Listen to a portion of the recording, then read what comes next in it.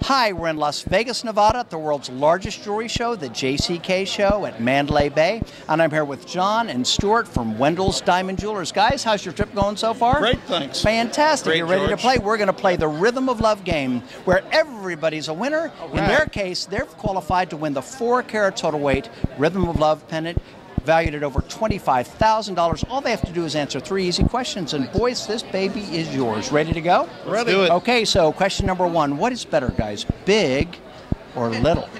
Big.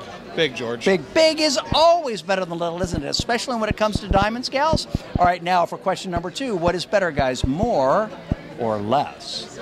More is Definitely better. More is always better. The boys from Ohio are on their game today. They are 2 for 2, but now for the really tough question. All right. And this is the question specially designed for jewelers because you guys know this stuff. What's better, more sparkly or less sparkly?